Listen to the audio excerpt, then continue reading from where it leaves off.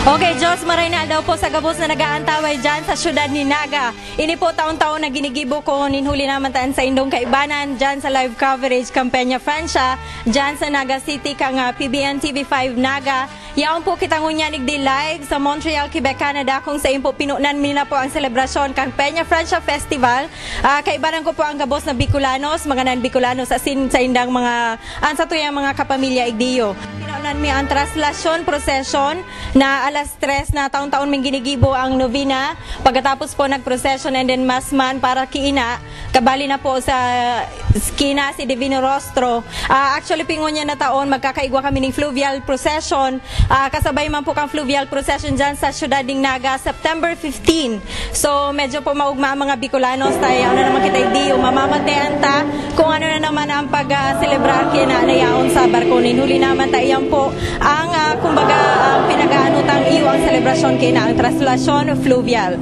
Ini po magkakaigwa po kami ng siyam na aldaw na nobenaryo. Ninhuli naman po ta ang pagka-schedule igdiyo medyo busy po ang tao. Ginigibo mi po ning Sabado asin Domingo.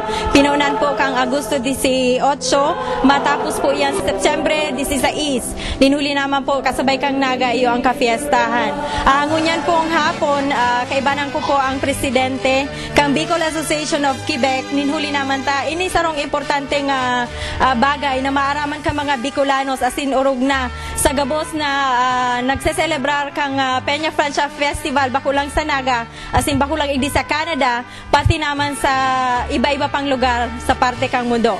Ngunyan po kaibanan ko si Mr. Santino ang presidente kang Bicol Association of Quebec. Magandang hapon na sa inyong lahat mga Bicolanos sa buong mundo.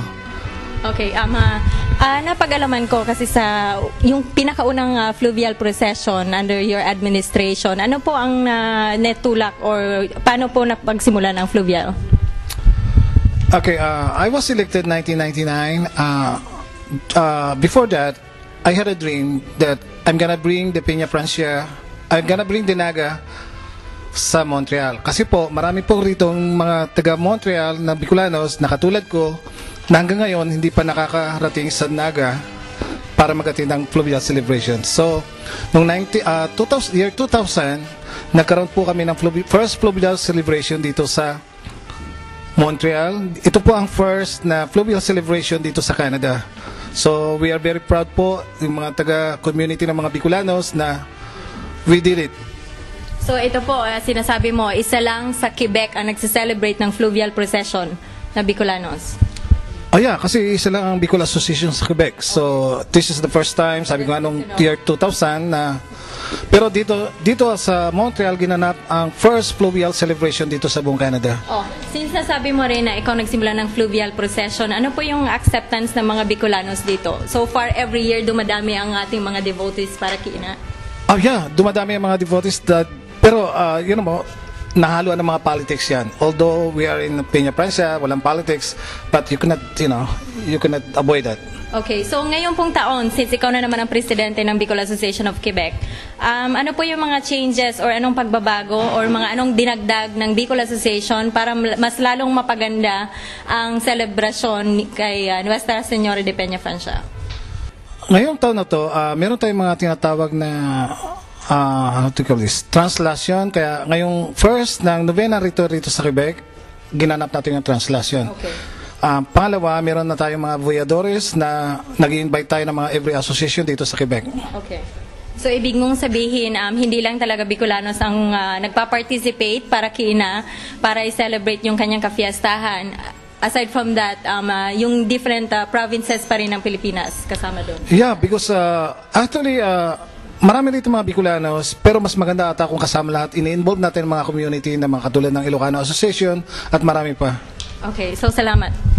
Ayan po, ayan po. Thank you very much, Mr. Santino. Anyway, ayan po, sinabi na nga ni Kayan, dahul po kita ang pagbabago niyan, hinuli naman ta. Ining voyadores sa mga importanteng, kumbaga, event sa kafiestahan ni Ina. Ini po para sa informasyon kang gabos na Bicolanos, asin man sa mga Bicolanos na yaonig di sa Montreal. Iyo po yan ang mga lalaki na kinukuha na nag-aalsa sa andas ki Ina. So yan po, bago po ako magtapos, salamat po gabos gabos sa pag-anduyog giraray. Siyempre, tinaon mo kaming oportunidad para makisumaro sa indong live coverage dyan sa Naga City. Gusto ko lang pasalamatan ang gabos na yaonig diyo mga Bicolanos, ang sa tuyang mga kapamilya, ang pamilyang Jeronimo na sinda po ang may sa diri kang imahen, sa mga nagtabang po sa gabos na staff kang Bicol Association of Quebec, and sa masurunod pong aldaw na mga maarantabay pa sin maanduyog kan sa tuyang selebrasyon. Kaibanan ko idiyo sa Montreal, Quebec, si Manny Seya, ang sa kuyang cameraman, pati naman si Felix Mignon. Ako si Tenny Rose Dayan Dante para sa kafiestahan ni Ina Viva la Virgen. Viva la Virgen! Viva la Virgen! That's it.